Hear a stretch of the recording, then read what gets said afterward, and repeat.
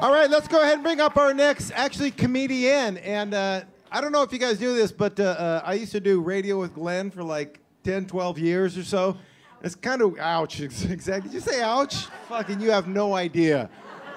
God, I mean, is he still here? So anyway, and it's kind of weird hearing somebody else on the radio with him, but I couldn't be happier that it's this next gal we're going to be bringing up to the stage. And I'm sure you'll dig her as well. Please give a warm welcome. It says here, recently elected Jewish American Princess of the Year. I didn't know that. Wow. It also says on here, one of my favorite people ever. Really? I didn't write that. Some people call her Amy James. Some people call her Jamie Ames. I make it easy. I call her Jamie Amy Ames. Please welcome from Crapper Creek, Alaska, Jamie Amy.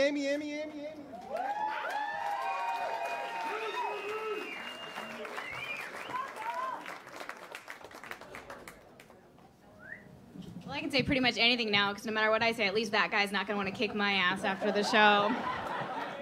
Yeah. Believe it or not, even though I'm up here, I'm actually a pretty fearful person. A lot of things scare me. Let's see, garden gnomes, any sort of physical altercation. Herpes scares me. So a roid-raging gnome with a cold sore really scares the shit out of me. But I think the number one thing I'm afraid of is probably dying in a horrific car accident, but not just dying in the car accident. See, I'm kind of worried that as I'm plummeting to my death, that the song on the radio will be something completely insignificant to my life. I can just see it. I'm in the car, and I'm plummeting off this cliff, and the water's coming at me, and my life flashes before my eyes, and all I can hear is the soundtrack. What you gonna do with all that junk inside your trunk? I'm gonna get you drunk, get you love drunk off my... I don't even know what that means. So Fairbanks is a pretty unique place to live. I'm still shocked when people want to come here for vacation. And the problem that I run into is telling relatives like, oh, hey, you should hit me up if you're ever in Fairbanks, thinking that will never happen. But what happens when it does and they call you and they want to see Fairbanks? What do you even show them? Like, okay, so yesterday we saw the Santa Claus house twice. Went to the naughty shop, not what you expected, Uncle Ted. Sorry about that.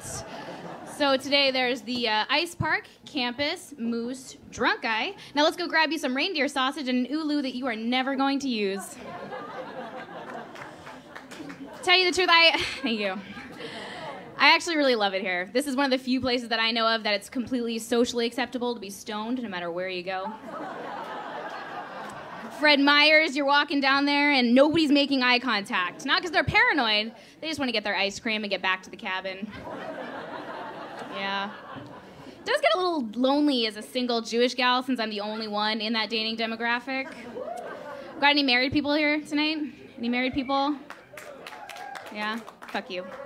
But no, really, I've got a lot of married friends, and no matter how miserable they are, and you are miserable, they always still want to hook me up with their single guy friends. I'm like, why? You want to carpool to divorce court? Can swap arsenic recipes, lose our wedding rings, and cruise Kodiak Jacks just like Snooki? I don't want to do that with you. Yeah. You know, anyone who knows me knows that I work a lot. I am always working. Some even say that I'm married to my job, which I totally agree with. I mean, I pretty much use the same tactics at work as I do in all my relationships. I lie constantly, fake headaches, get out of shit that I don't want to do. And I'm pretty much just hanging in there until I find something better. So, yeah. Yeah.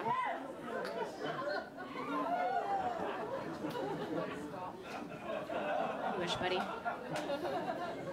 I gave it a try. I tried to find that special somebody. You know, my mother bothered me forever about joining J-Date, so I finally did. It's that online Jewish dating service. But yeah, the only guy on there just wanted to talk to me about solar panels and chicken wings, so I gave up. And a pickle. And a pickle. But you know, these days, the truth is, us girls, we don't really need a man to have sex anymore. You know what I'm talking about. Yeah, we got our little battery-operated boyfriends, our sex toys, and now they even have parties that you can go to with all your girlfriends. And you all sit around and spray each other and lick each other. Yes, guys, that does happen at these. It's not your imagination. And they have little demonstrations about how all the sex toys work, and they explain it, which is good because they honestly confuse me. Like, I don't get a lot of them. I don't see how they really work. Especially when a guy pulls one out in the bedroom. I'm totally just confused by it. And he thinks I'm trying to like turn him on when I say, so what do you want me to do with this? But really, I'm like, seriously, what the fuck do I do with this? I'm Amy James, reminding you not to drink and drive tonight, but if you do, keep something worthwhile on the radio just in case. Good night. Give it up for my grandfather.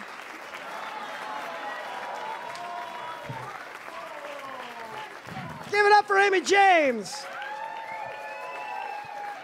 Started the radio with me. She didn't know who Led Zeppelin was. So I'm helping her with her homework these days as much as I can. She's young and stupid. But love that girl. She's awesome. So very cool.